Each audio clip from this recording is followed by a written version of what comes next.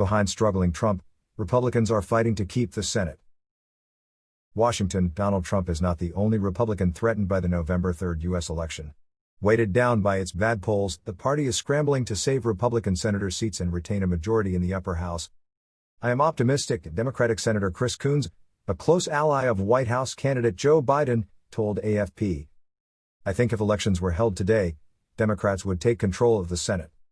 The stakes are high. If Joe Biden were also elected president and Democrats retained control of the lower house, the party would hold all the great levers of federal power in Washington for the first time since the Obama presidency began. This prospect, still unexpected a few months ago, emerged as some traditional voters of the Republican Party distanced themselves from the tempestuous president, discouraged in particular by his handling of the coronavirus pandemic. Across the street, Democratic candidates are attracting funding shortfalls, fueled by growing hopes they could win.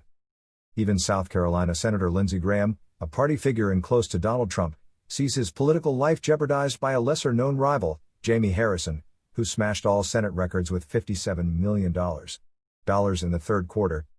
Republicans hold 53 of the 100 Senate seats, but 4 of them are now ahead in the polls by their Democratic rivals, and 5, like Lindsey Graham, are neck and neck.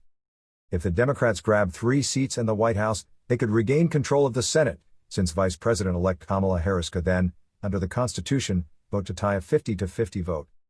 Distances from Trump. Behind struggling Trump, Republicans fight to keep Senate. Even the conservative senator recently warned that the parliamentary and presidential elections of November 3 could turn into a bloodbath of historic proportions for Republicans. His seat isn't up for grabs, but his Texas colleague John Cornyn faces a tougher-than-expected challenge, even if he stays ahead. Should struggling senators walk away from Donald Trump? In some of these states he's very popular, so it would seem like a bad decision to me, he told AFP. While avoiding saying if the president was helping his own candidacy in Texas, I hope to do better than him in the state, he simply replied.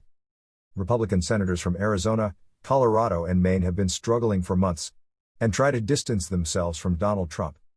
When asked in recent debates if they were proud to support billionaire Martha McSally, Arizona, and Cory Gardner, Colorado, dodged.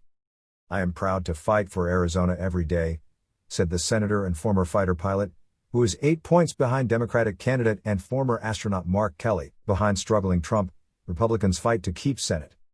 I know South Carolina and in Maine, a state like Colorado voted in 2016 for Hillary Clinton, Senator Susan Collins has fallen behind Democrat Sarah Gideon in every major poll since the start of the year. North Carolina also leans to the left this time. Outgoing Republican Tom Tillis comes 5 points behind Democrat Cal Cunningham, even as the latter, a married ex-serviceman, recently admitted to having texted intimately with another woman.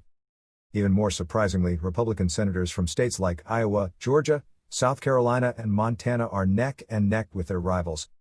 And should Joe Biden register a landslide victory, the ripple effect could involve even more unexpected sieges in Texas, Alaska, Kansas and even that of Majority Leader Mitch McConnell in Kentucky. In South Carolina, Lindsey Graham is defending her loyalty to Donald Trump and her controversial move, as head of the Judiciary Commission, to confirm Supreme Court candidate Amy Coney Barrett without waiting for November 3. Only time will tell how this affects the election, he said Tuesday. But the senator rejects the idea that his efforts to have it confirmed by the Senate as soon as possible could cost him his seat. It doesn't even occur to me, he said. Trust me, I know South Carolina,